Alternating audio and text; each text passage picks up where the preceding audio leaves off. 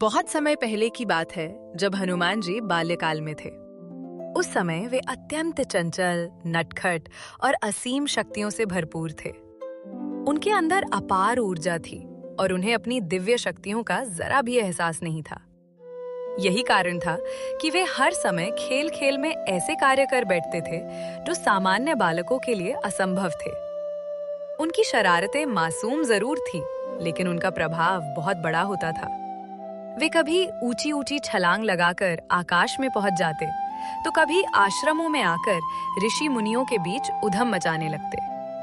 जब ऋषि ध्यान में लीन होते, तब हनुमान जी अपनी बाल सुलभ चंचलता में उनके पास जाकर उन्हें विचलित कर देते।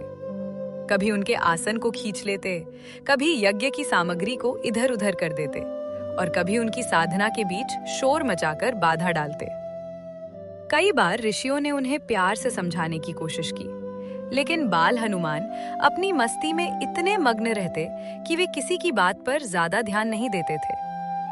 धीरे धीरे उनकी ये शरारतें ऋषियों के लिए परेशानी का कारण बनने लगी। एक दिन कुछ महर्षि अत्यंत गंभीर तप और यज्ञ में लीन थे। उनका ध्यान बहुत महत्वपूर्ण साधना में लगा हुआ था। तभी बाल हनुमान वहां आ पहुंचे और उन्होंने फिर से अपनी शरारतें शुरू कर दी। इस बार उनकी चंचलता ने ऋषियों के धैर्य की सीमा को पार कर दिया। उनके यज्ञ में विघ्न पड़ गया और उनकी साधना भंग हो गई। अब ऋषियों का क्रोध भड़क उठा। उन्होंने हनुमान जी की ओर देखते हुए कहा, हे वानर बालक, तुम्हारी ये उद्दंडता अब सीमा पार कर चुकी है। तुम अपनी अपार शक्तियों के कारण खुद को नियंत्रित नहीं कर पा रहे हो। इसलिए हम तुम्हें ये शाप देते हैं कि तुम अपनी सारी दिव्य शक्तियों को भूल जाओगे। जब तक कोई तुम्हें तुम्हारी शक्तियों का स्मरण नहीं कराएगा, तब तक तुम उन्हें पहचान भी नहीं पाओगे और उनका उपयोग भी नहीं कर सकोगे। ये शाप सुनते ही हनुमान जी एकदम शांत हो गए। उनकी चंचलता धीरे धीरे कम होने लगी और वे पहले की तरह उधम मचाना बंद कर दिया।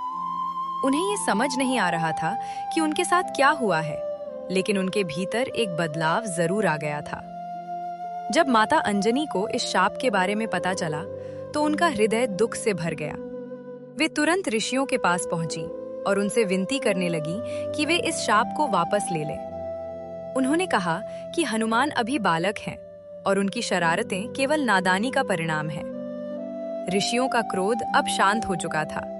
उन्होंने माता अंजनी की विनती को स्वीकार करते हुए कहा, हम अपना शाप पूरी तरह वापस नहीं ले सकते, लेकिन हम इसे थोड़ा सरल अवश्य कर सकते हैं। जब भी कोई व्यक्ति इन्हें इनके बल, बुद्धि और शक्तियों का स्मरण कराएगा, उसी क्षण इनकी सारी दिव्य शक्तियां इन्हें वापस मिल जाएंगी। इस प्रकार बाल हनुमान, जो कभी अपनी अपार शक्तियों के कारण पूरे वातावरण को चंचल बना देते थे, वे अपनी ही शक्तियों को भूलकर एक शांत और सरल स्वभाव के हो गए।